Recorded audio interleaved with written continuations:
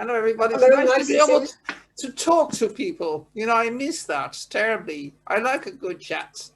I Yes. also like a good debate.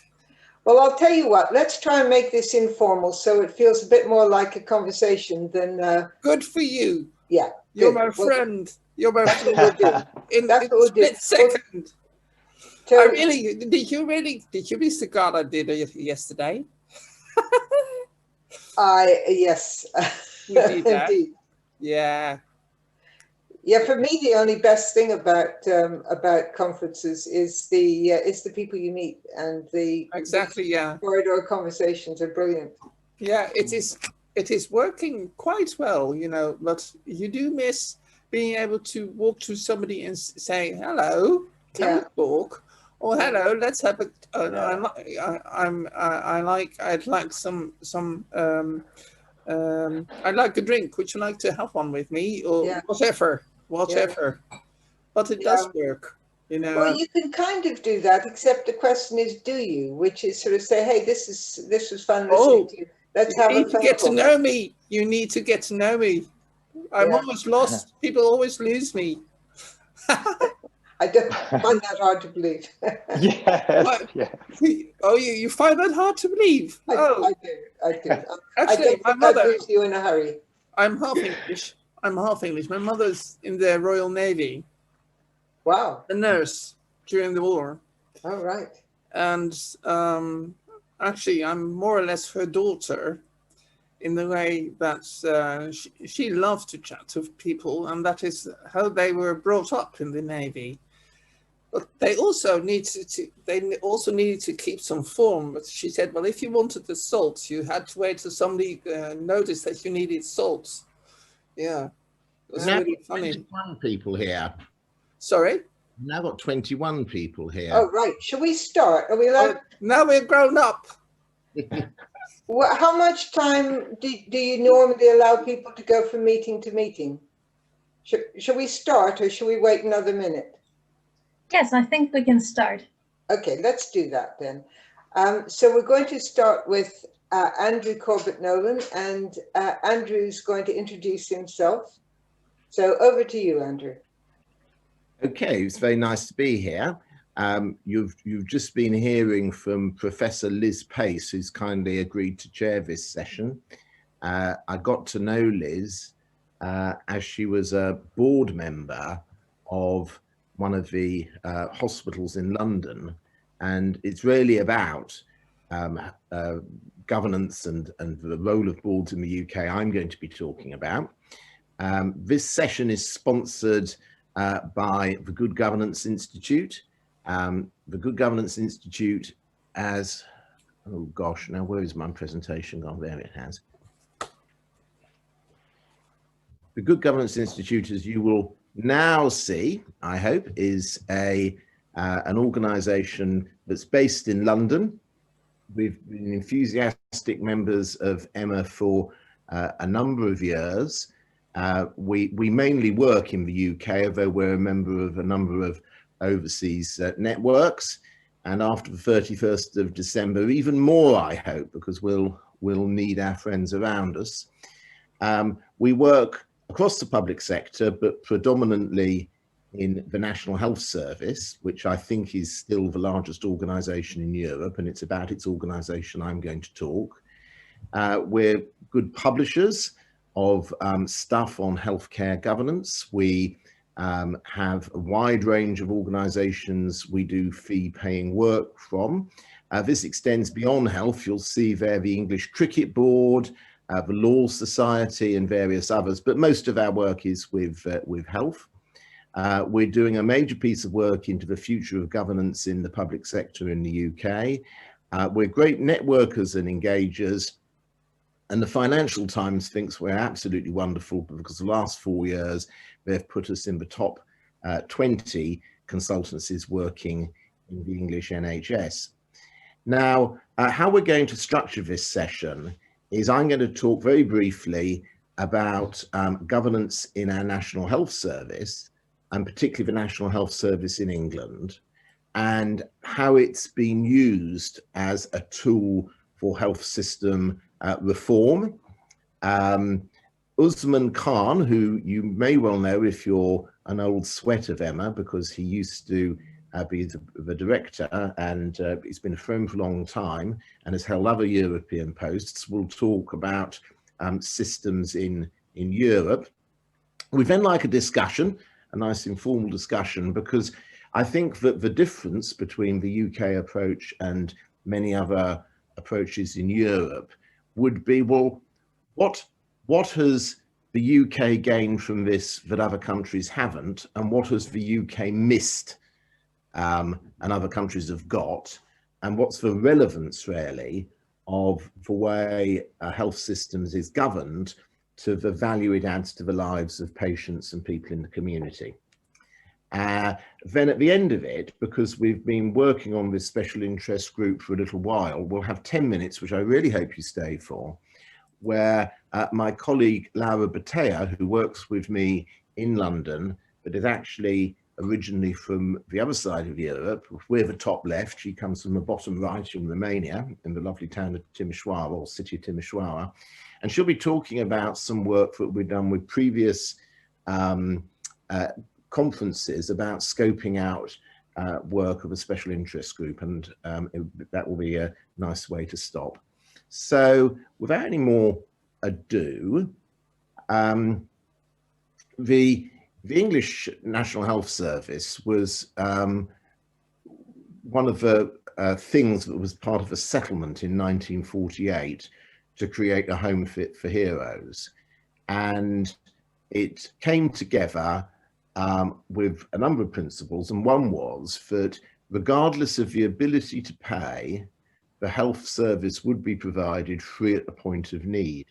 And in those first year of the health service, an enormous number of false teeth and glasses were prescribed, demonstrating the years and years and years of lack of service the previous model for health for delivering healthcare had provided, which was based on your ability to pay.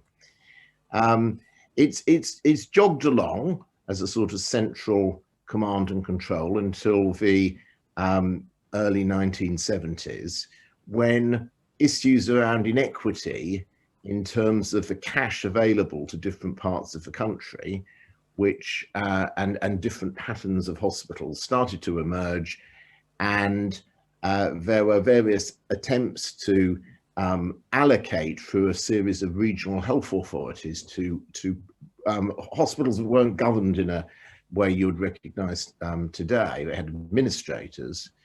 The first major reform of the health service after 1948 was really in 1982. And that was when healthcare organizations, they were called health authorities at the time, started to adopt rudimentary governance in the form of boards.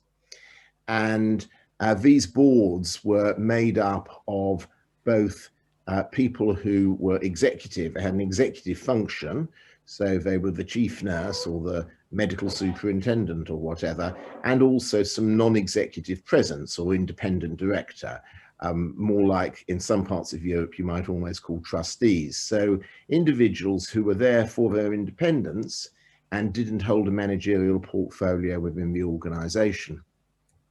It then starts to get fun from 1991. So from 1991 to 2012, there was an internal market created.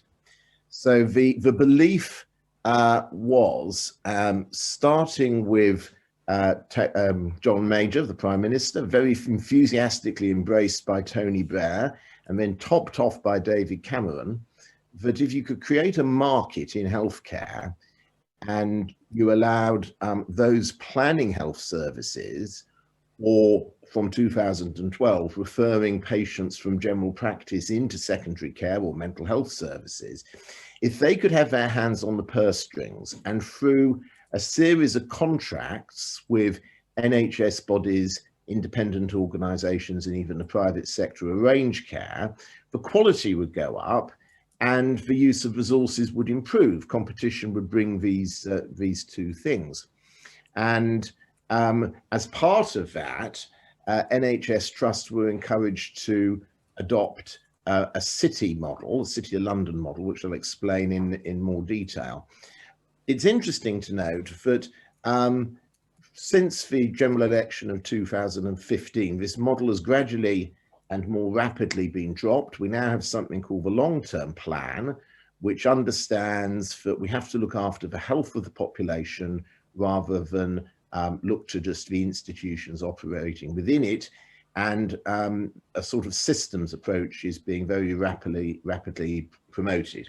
It's a bit difficult because, of course, it's under still legislation intended for the internal market, but we're told there's new legislation that will create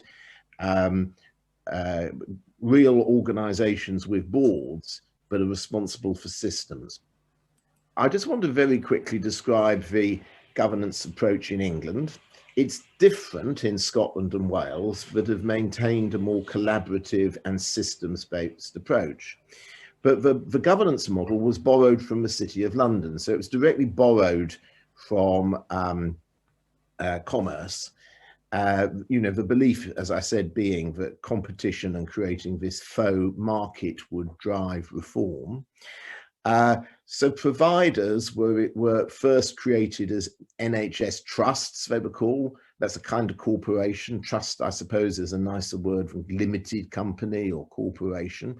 They're still part of the state, but they operate under a provider license, which I'll come to in a minute.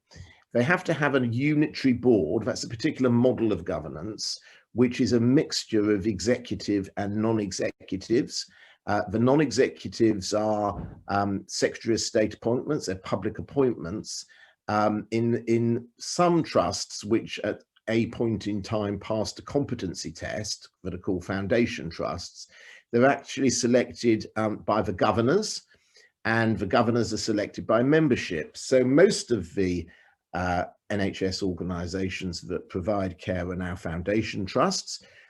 You can join the foundation trust as a member, and the members elect governors, and the governors have rather similar rights to shareholders they have rights in sense of governance as shareholders do in public limited companies. So the governors approve the accounts. They have a role in selecting the non-executive members of the board, particularly the chairman. They have got a duty to hold the non-executives to account for the success of the organisation. Governors are unpaid, non-executives are paid, and we're now encouraging people to be non-execs of more than one organisation. I think what is different about the governance arrangements to others in Europe is because these are public appointments, there's a lot of transparency. So the meetings of boards are held in public. A board can close its doors to the public if it's discussing very sensitive commercial matters or matters of public interest or particular personnel issues. But the majority of boards' business is transacted in public. The governing documents of the organisation and the minutes and stuff like that are you put on the trust board websites. The CVs of the directors, including the non-executive directors, any conflicts of interest, they're all displayed on the websites. It's a very open and transparent system. We've got laws about that you can gain access to information through the Freedom of Information Act. And so most board meetings would be attended by a couple of interested members of the public. What's interesting is in COVID times, of course, some of the boards are now being streamed and you can watch, and the number of people attending board meetings and watching them has increased enormously. We have two main regulators. We've got lots of regulators in healthcare. We've got two main ones. We've got the Care Quality Commission that regulates quality. And then we've got a strange regulator, which is combined with NHS England, which supposedly looked at the economic viability of trusts. A few years ago, what the regulator did, to my mind, and Liz might want to comment on this, it used the payment mechanism to put every trust in the country into debt. and that enabled it to put conditions on the provider license.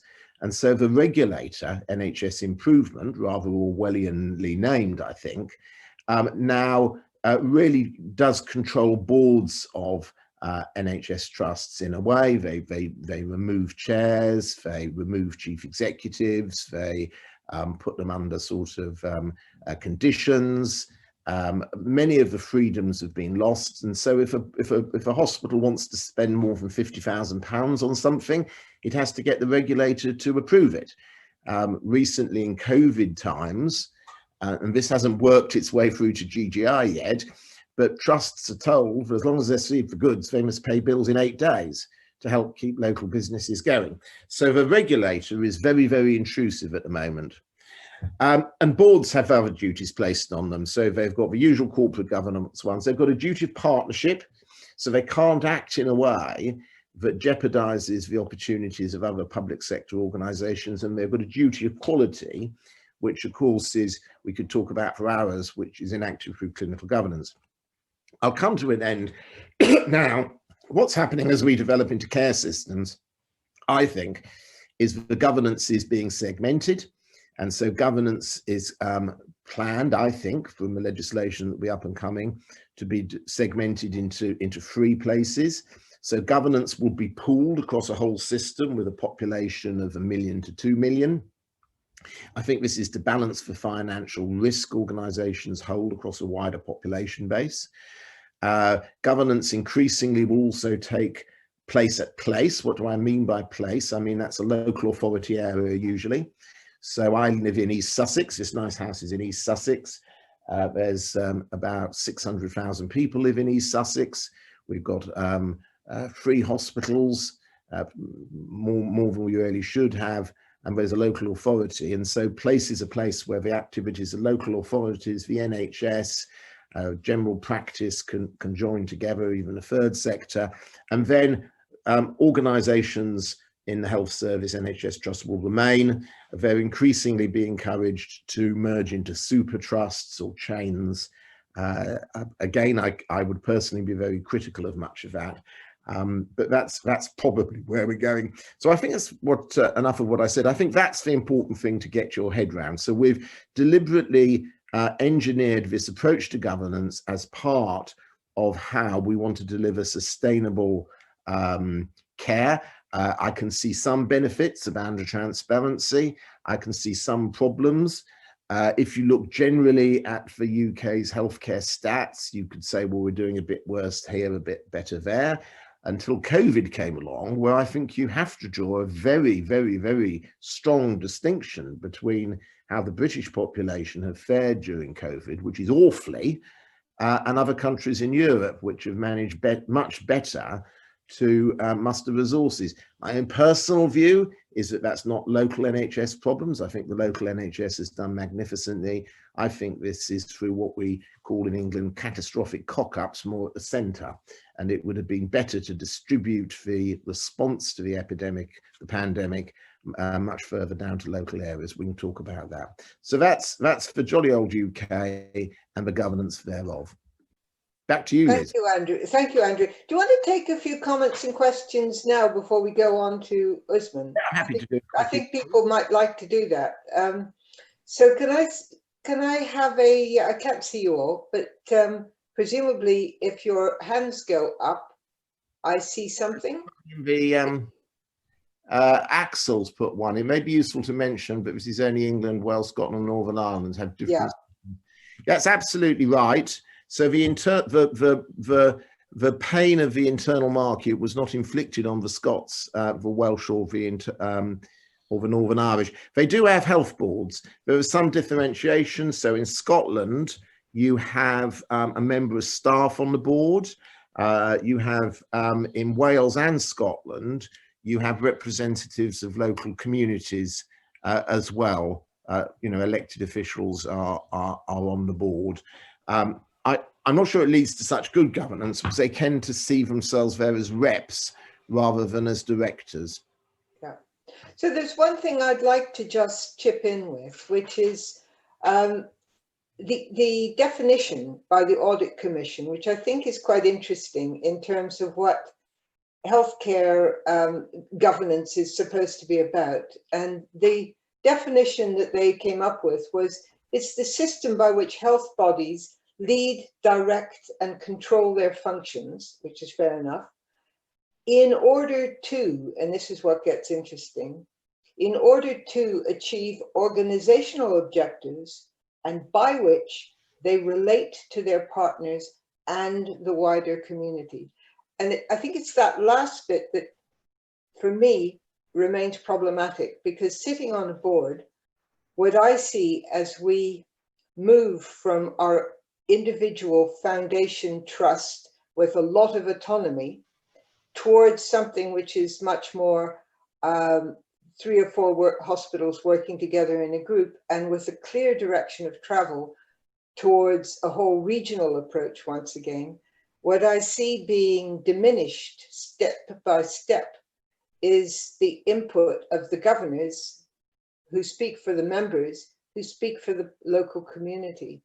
The patient voice diminishes. And for me, an integrated care system has at its heart putting patients first and systems built around patients. And that seems to be being increasingly obscured as the changes march along. I don't know if you've got a comment to make about that, Andrew.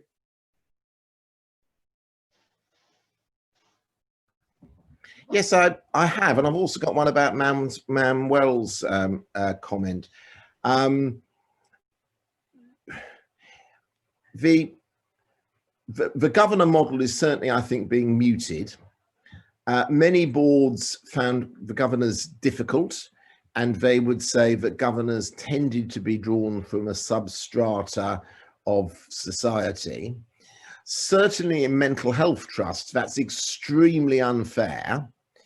And governors were often, are often service users, carers, and extremely well informed.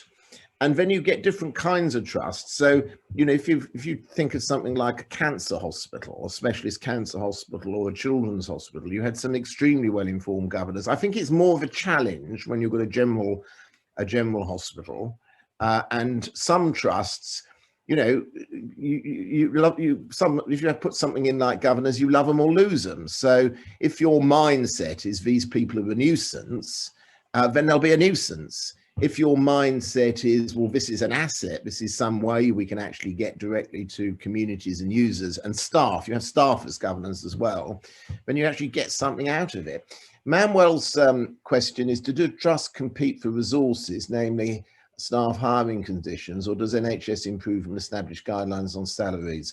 Well, they certainly would compete for contracts, and unbelievably, in the middle of pandemic, there's retendering of some contracts. I just can't believe the irresponsibility of it, but it's there. Pay scales are set. I mean, Liz, you'll be better qualified for this. I believe that outside the national pay scales, particularly with medics, there's room for some jiggery-pokery by Foundation Trust. You want to say more, because you're much more qualified on this point. There's very senior people can go above and beyond the pay scales. And of course, with medics, there are various ways in which they can increase their income through local excellence awards, national excellence awards, and private practice. But the bulk of staff are set in pretty rigid pay scales. Now, I'll hand over to Usman. I'll just answer Axel's second a second point, which is interesting for you. Maybe the question should be whether governors were effective, nuisance or not. I'd broaden that out. I would say that overall, the transparency and accountability is useful. That's how I'd put it. And I think that as we start to examine how organizations behave during COVID, as long as there were vestiges of the transparency which NHS organizations are required, and that goes forward, I think some interesting tales will come out. I think that a public board meeting is almost like a safeguarding act in public. And I do think, and I've really changed my mind on this over the last 10 years, I think that if board meetings were to go back into private, an awful lot would be missed. Anyway, if I could hand over to Usman now. There's some good questions there. Thank you. That would be great. Thank you. Thanks, Andrew. Thanks, Liz. And yeah, good morning or just about good afternoon, depending on where you're connecting from. Very happy to be asked to contribute to the session this morning. Background-wise, I think a lot of colleagues on the call will know me. I do some work with the Good Governance Institute and feel enormous value of the work that they do in the UK and increasingly as they are working more on the continent. I'm also a special advisor at FIPRA, working in public affairs, and probably the hat, if I have one hat on today, is as visiting professor at KU Leuven in health policy and management. And I was asked to just sort of make a sort of contribution rather than a talk or a lecture or anything more than that, in terms of taking the span out from Andrew's contribution relating to the UK and look at it within more of a European continental context. And to do it, what I'll probably do more over 10 minutes or so is just give colleagues some pointers as to where you need to look, and you'll see I'll start in the chat box, and I'll let me just make sure I'm doing it to everyone, and I will continue after we finish. And I start by putting a connection to a Horizon 2020 project, which is drawing to a close. The To Reach project. And the To Reach project was established by some quite high profile health researchers across Europe, led by the Italian Health Institute, ISS, in Rome. And what they were looking to do, and what they are still looking to do, is to be able to get a platform together to be able to share effective practice on health systems improvement. And you would have thought it would be something that would be, someone would have done it before. And yet they haven't really, and there still isn't the platform for collaboration. We certainly have research platforms, Horizon 2020 and Horizon Europe now, as well as other engagements, bilateral engagements. But it's interesting that if you want to know, and I see Axel is on the call this morning, if you want to know, what effective practices in integrated care across Europe, and you want to be able to take learning from Finland and see whether it's transferable to Romania, there is not that much in the way of platforms to be able to do that. And when you move from health systems and move over to health governance, it's even more the case. And that's why I think it's very laudable, the work of this special interest group, because I don't believe there are any other equivalent special interest groups. If you look at EUFA or EFA or any of the European platforms, I don't think they're looking at health governance. The one other organisation that does and has looked at health governance is HOPE. And if people are aware, I won't put a link up to it, but it's the hospitals, European Hospitals Association, so bringing together a lot of the major hospital networks and hospitals. And they've done some work on it, and I would point you to a piece of work that they did in 2007 on health governance, which was actually, the work was written and supported by colleagues, Professor Luc Delacy at KU Leuven. And so there is some work that's being done. The picture that it will present is probably one that you would recognize, or you'd probably intuitively feel to be correct, which is there's significant variation in terms of how hospitals are governed. And that variation is far in excess of just looking at the two broad health systems of the sort of NHS type systems that we have in the UK and Italy, and then the social insurance models that we'd have in countries like the Netherlands and Germany. So there's much more variation. What I liked about the KU Leuven work done in 2007, and I think it's very, it's important to note that it's in 2007. We're talking about a 13-year-old study, and things move on, and we'll see, and it'd be very interesting as Laura sort of takes on the baton of what the SIG can do, that there's certainly room to be able to do more work. But back in 2007, they had quite a nice way of sort of anchoring it when they talked about one building, one management, one hierarchy, and using that as a not so much a sort of norm, but a reference point to be able to then say, what can we say about health governance across Europe? And on that, once having established that idea of governance being based around one building, one management and one hierarchy, they immediately moved away from it and said that actually, if you look at how healthcare is provided across Europe, you see, first of all, you see multiple sites. The idea that there is one building is very, very unusual in healthcare. It's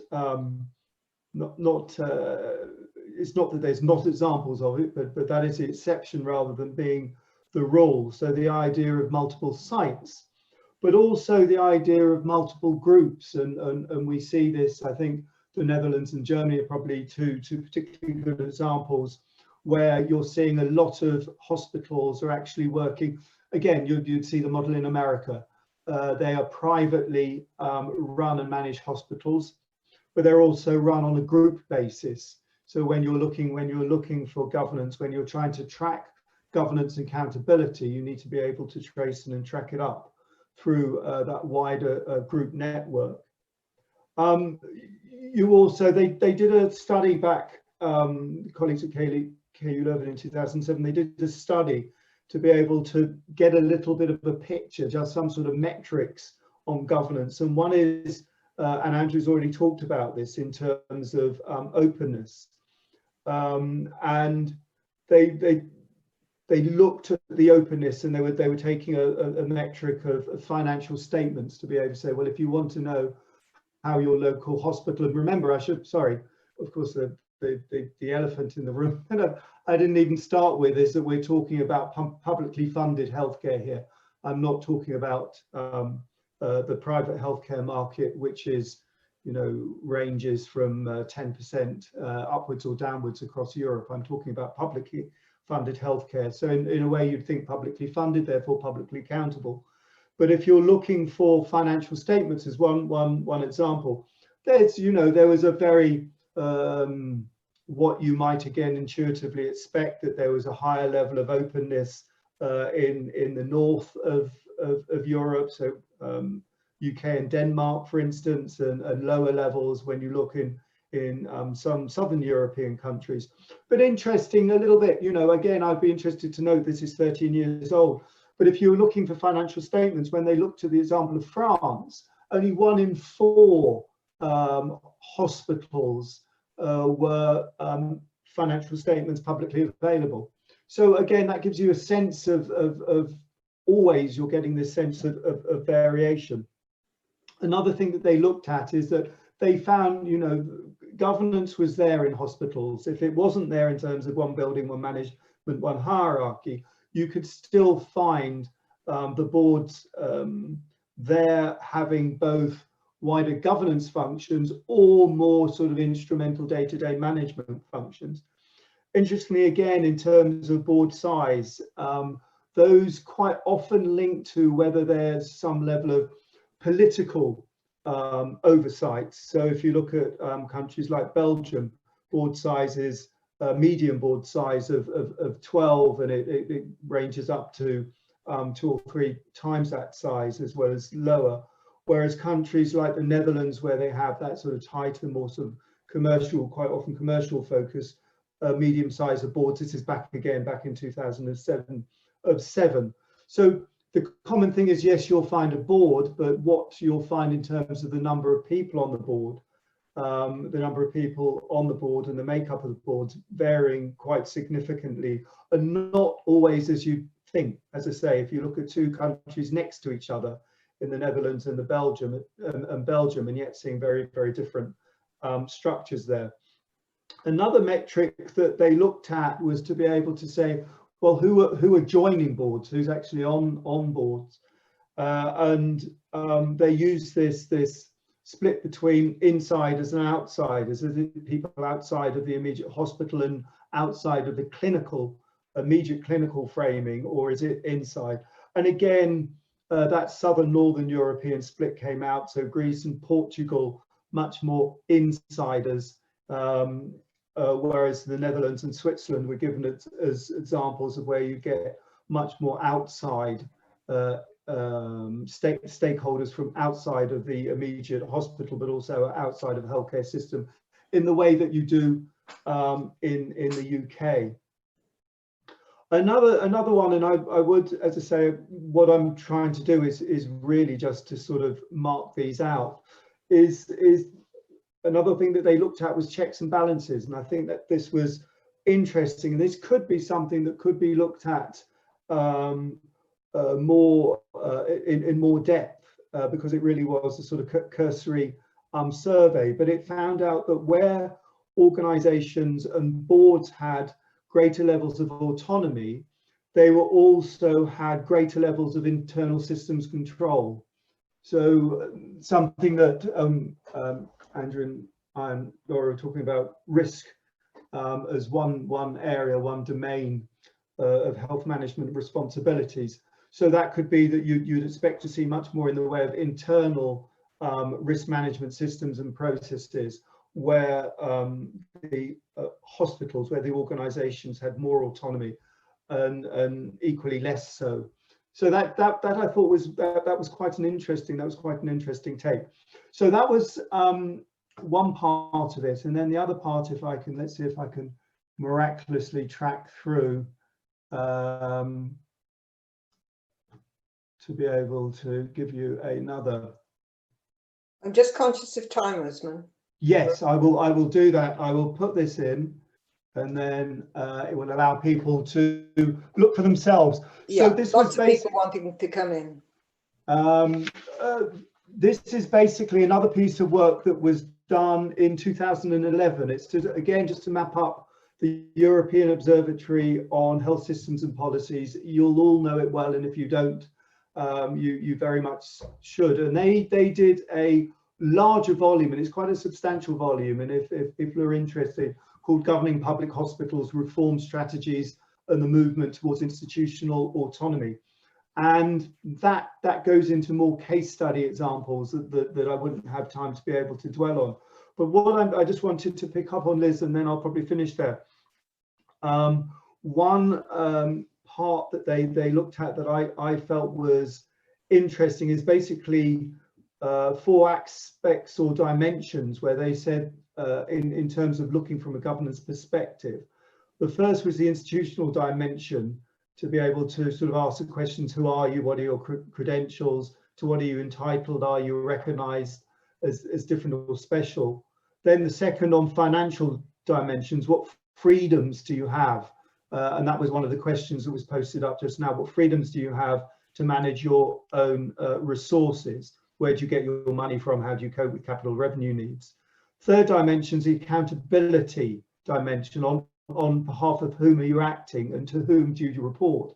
And that will play in where you do get some hospitals that will come from, especially the not-for-profit sector. There is still a religious influence across Europe. There are other dimensions in terms of where that accountability comes in. And then the last one of the correspondence between responsibility and decision-making capacity. Can you honour your promise? Are you able to negotiate and reach agreements with others? Again, a point that Andrew picked up on. So I think I'll just summarize it by saying that there's some things out there. They do really need bringing up to date. There's evident benefit in being able to share effective practice as well as being able to transfer effective practice, but there's not a platform to be able to do that at the moment, which I think is another opportunity that we could have going forward. So at that point, Liz, I will leave it there. Thank you. And Annalise, you wanted to come in. Rather than read out your question, why don't you unmute yourself and just say where you're from, and perhaps say something about what's going on around your way. Loads. And I live in Holland. I live in Deventer, which the city name derives from Daventry. And I'm very proud of our hospital, which knows how to put patients in the middle of everything. Really proud of them. And I've offered yesterday. I offered to organise a visit for anybody that is over here because I think it's special. We have a special hospital. What's Elly Breedveld, who is here now, she's done a PhD on market forces in healthcare. Elly can, if she wants to, she can sort of explain what she has done. And that is why it's the Dutch. There are some commercial clinics like in the UK, but our health service is public, but they institutions compete with each other, and roles have been divided. Like the hospital in Zwolle, it's the next provincial town, is one of the key cardiac centers of Holland. So that has been organized. So and many hospitals have been, there's been a lot of there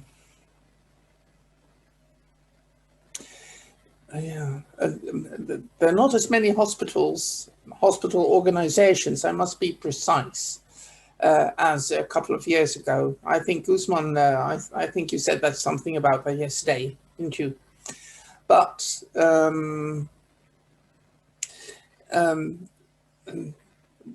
what I haven't heard, you know, what is really inspiring to me is the issues of patient-centered healthcare, integrated care, and that sort of thing in relation to costs of hospital costs. And I think, was it in one of the presentations this morning that we talked about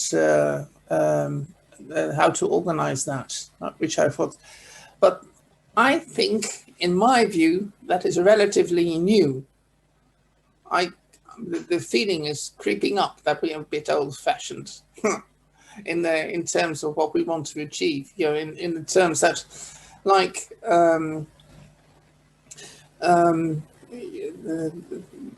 hospital buildings, the way they have developed, that's quite different. If you want to organize your healthcare in a sort of unified, integrated way, you need to adapt your hospital buildings. Yeah, absolutely. Yeah. We're building a new hospital at the moment ourselves where I work, and taking into account what's going to change about the way the community influences the hospital and where people want. I think COVID has been a huge stimulus to thinking about hospitals and what they're there for quite differently. Would you excuse me if I bring Axel into this conversation? No, of course not. He's interested in about whether governors fulfill the function. I think, am I right, Axel? Would you like to unmute yourself and come into the conversation? Yes, absolutely. Yeah, I think. Thanks very much. I think we have to frame it, and I like the way Andrew framed it in terms of not individual governments, but actually rather sort of like, you know, what the board function adds to transparency. And I like that, you know, to frame it that way. With the integrated health, healthcare services that was just mentioned by Annelies, I think this opens up a whole different kind of like box of questions, really, because obviously these are multi-organizational arrangements and multi-institutional arrangements, and that makes it really, really complex. Also complex, really, for the hospitals. What we have, and Andrew, correct me if I'm wrong, when we talk of integration in the UK, well, in England very much, is what I see in Liverpool is very much hospitals expanding into the community and swallowing up services that were previously provided through community services. So it's actually an expansion rather than actually true integration. So I'm always a bit careful about these sort of like these very nicely sounding kind of like words like integration. But these are just observations really from my side. Sorry, Liz. Is there anyone who feels that this is a problem, this issue of putting patients first and of getting a real connection with the community and making sure that the governance supports that approach? Does anyone feel they've got a solution to that in the way they're trying things out locally? Would anyone like to come in? Unmute yourself and just come straight in. I'm not sure about the solution. It's you know, I'm basically a social scientist, and I had a look. I keep busy with the principle of democracy, and if you look at patient-centered care, you need educated patients. But I'm also talking from my own experience.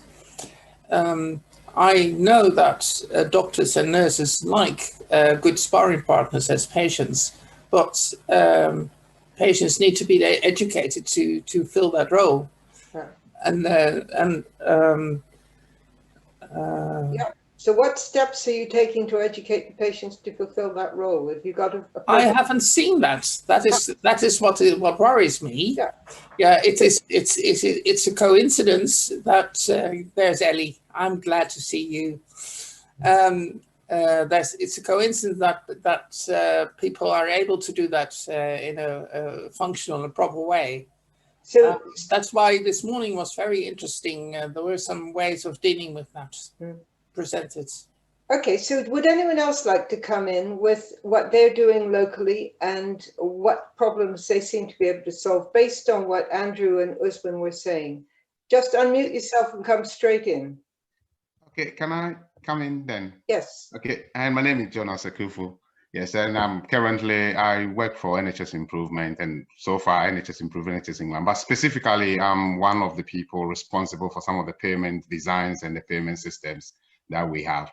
And I think on the issue about integrating care is a bit challenging for us, because at the moment, the way the structure of the payment system has been done in a way that, whilst it's quite centrally driven, you know, the responsibility about the determination of integrating care is quite problematic, because the hospitals are in itself, you know, not integrated. So you have separately acute hospital, mental health, you know, community, different segregation of part of the responsibility because of the nature of the provision is done in that way. So it is quite interesting. So while we move towards in terms of integration, the two challenges we have is first, the problem of accountability, who is responsible for the patient is a key issue, because the responsibility for who pay for what services a patient gets is quite challenging when you have that kind of a demarcation about the different responsibility. So if you are in a hospital board or a foundation trust, you care more about your trust, and especially more in terms of what you are responsible for, rather than what you think about what a GP in a local system might do, or this, because it probably might be a feeder system to you. So there is that system of structural part of the responsibility that you have the inward towards your organization. And then the second is also the plurality of the provision is also centrally driven. you know. So therefore, even if you want to actually integrate with your community or you want to go into these things, that determine the type of structural governance and the responsibility that will give you the authority to be able to do that. You know, so I think that's the part of the challenges we are having, even for the payment system, let alone the responsibility structures that we might want to think of. And I know that, I think probably Andrew touched on it about the intrusive regulation. I know there's currently the NHS bill being discussed, but one of the things that would be really interesting is about the way the regulatory framework is structured to give system in a way about responsibility, but at the same time autonomy to make certain decisions, with the issue about financial flow, having that flexibility to do that. But at the moment, the challenge is one hand is tied up your back, and then at the same time, we expect that at least integration will happen in natural setting. So I think that's the kind of the challenge that we have, especially for designing of patient care in terms of part of the payment structure that we have. Yes, so you're left with what are the problems that any change in your system of governance, what are the problems that it's setting out to solve?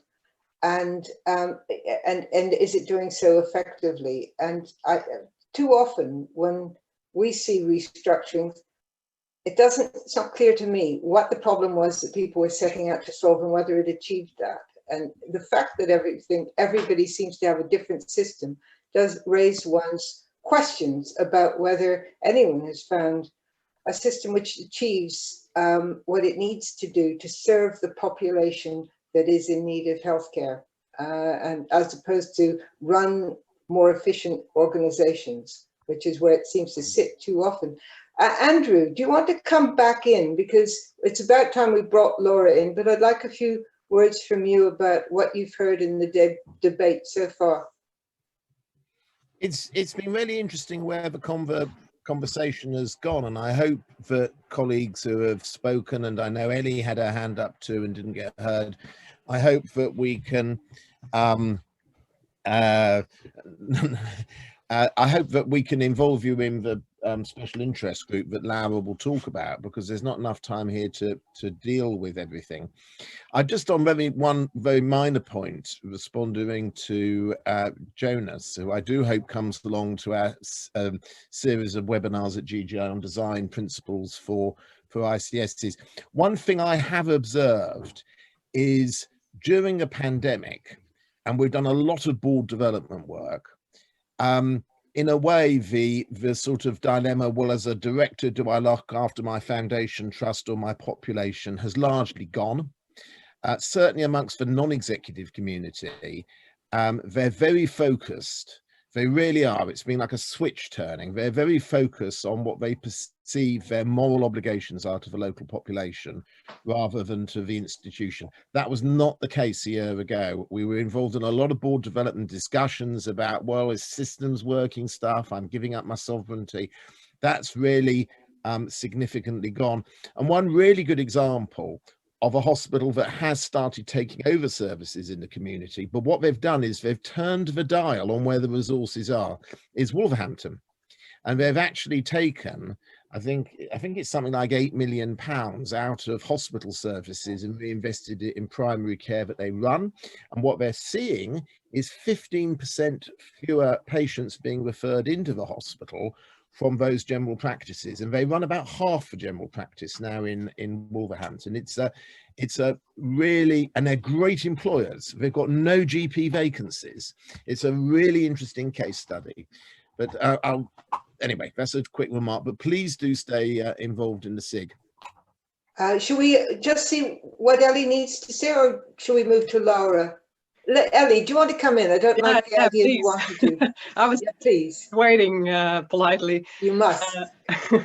I just wanted to pop in on what you said, Liz, about putting patients first and make sure that your governance supports this. I can agree with that, but on the other hand, there are several ways this might work, and I was really intrigued by the way the NHS tries to solve this by governors and members. It's not the answer. That's okay. Because then then we truly have a good question, I think, when it comes to governance. If putting patients first is very important, then it makes sense to dig into different countries, how they try to solve this problem. Absolutely. When it comes to the Netherlands, we have private institutions which are publicly funded.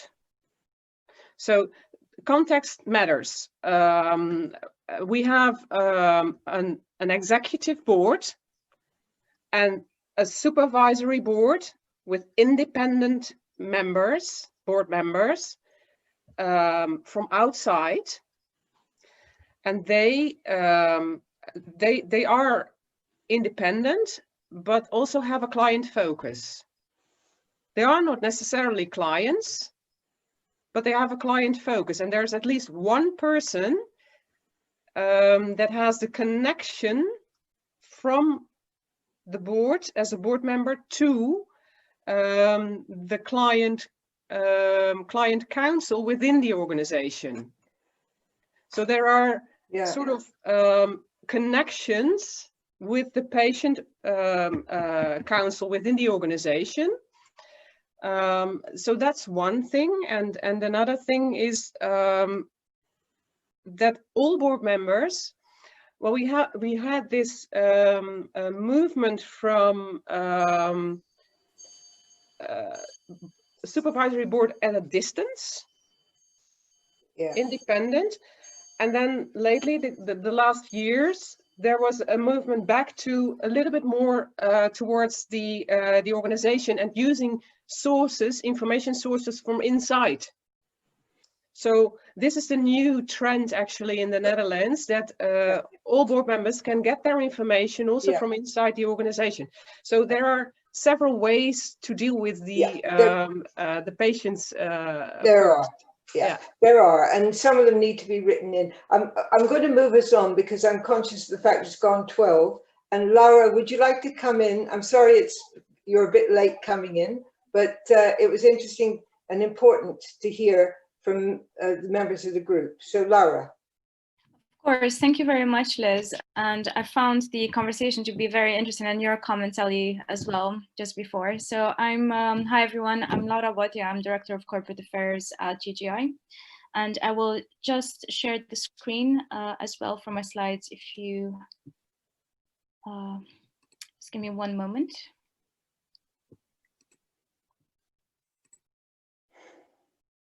So I hope that people can see that, okay? Yeah. Okay, so to wrap up the session for the last few minutes, like Liz and Usman also mentioned and Andrew earlier, we would love to talk through a bit more around the special interest group on governance itself, some of the work that has already been done, and our intentions for the group for the future. So this links in with the theme of today's session and will be particularly relevant where some of you might want to get involved in the research and knowledge development throughout the year that comes to being part of the SIG, which of course we hope you will be interested in joining as well.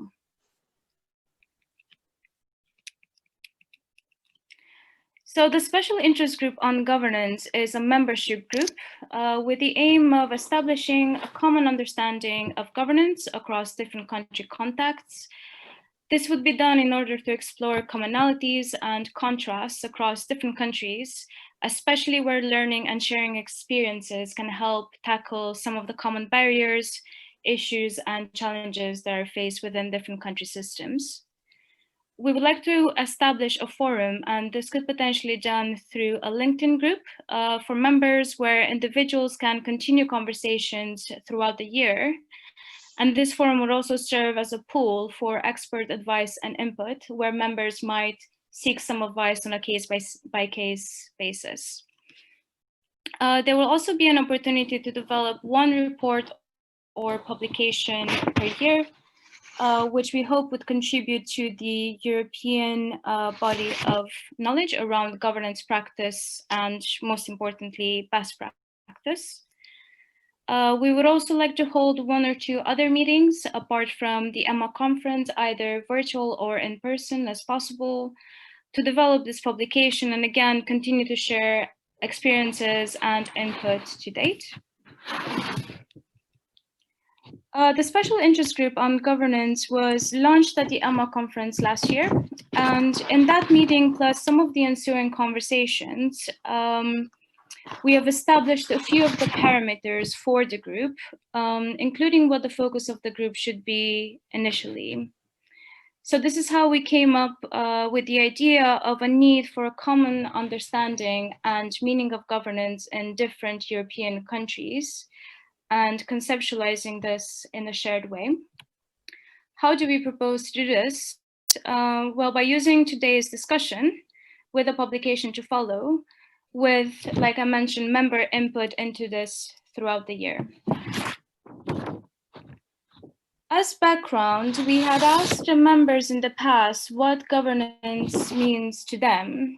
And the words on the screen are some of the highlights of the principles that people have associated with governance, from things like oversight to assurance, control, leadership, public value, but also to the more, let's say, conceptual and aspirational understandings of governance to provide fairness, motivation, and inspiration.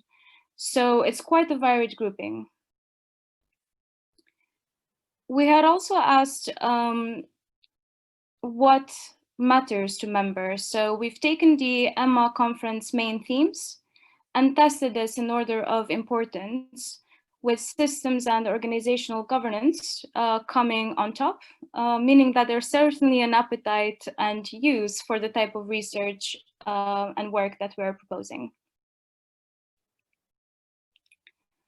A few of the outcomes that we would like to achieve and members would like to achieve as part of the SIG would be to understand what governance is, importantly, identify and share best practice, arrive at measures of good governance and be able to test this within our own national systems, develop practical guidance and evidence-based approaches, and all of this should input into healthcare system modeling for the future. So finally, from me, I hope that was a useful oversight of the SIG, what it is and what we plan on doing. And we do hope that you will join the work for the upcoming year. In order to do so, you can register at our website or get in contact with any of us at GGI, or indeed reach out on the conference platform as well after this session. Thank you, everybody. Thank you for your attention and thank you for your contributions. And I wish you well for the rest of the conference. Thank you all. Have fun. Thanks, Lee. Bye-bye. Nice to meet you. And Lara and Usman, thank you.